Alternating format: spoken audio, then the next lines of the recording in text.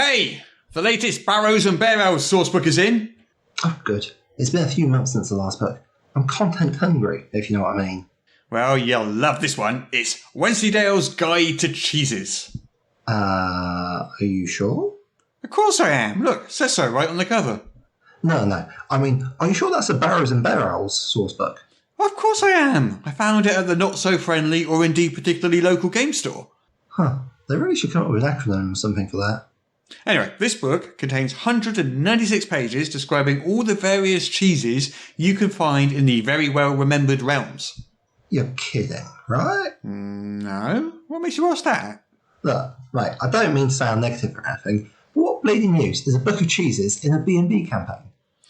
I can think of a dozen uses for cheese right off the top of my head. Oh yeah? Go on then. A dozen uses for cheeses. Well, you can eat it in a sandwich or on its own. That's just one. You don't get to list a dozen variations on eating cheese. You could make a bridge out of it. Make a bridge out of it. Have you completely lost your mind? You could bribe the big bad evil guy with it. What if he's lactose intolerant? Did you think about that? Well, then I suppose you could threaten him with it instead. Look, I know that traditionally source books become more and more specialised as time goes on, until eventually the publisher has no choice but to relaunch for a new edition of the game. But this is quite frankly ridiculous. Hey, it has player-facing options too. Oh yeah? Well, there's the Cheesemonger class. Gives you complete mastery over all forms of cheese.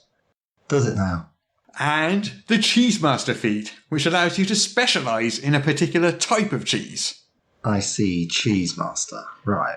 Equipment too. There's weapons, like the Holy Cheese Grater, and there's shields, like the Shield Board of Protection +4. Ah, of course, it's all so obvious now you mention that. And let's not forget the monsters, the gelatinous cheese, the vampiric cheese, and the mimic disguised as a lovely block of cheese. Well, I suppose you're going to tell me there's a cheese-based adventure in there too. Of course! It's set on the elemental plane of cheese, and the heroes are tasked to infiltrate the Cheese Lord's dark refrigerator. Look, mate, I don't know about you, but this is by far the most ridiculous sketch we've ever performed. I couldn't help it. I was on a deadline. I mean, it's even worse than the one where we had a cat playing D&D. Hey, I like that sketch.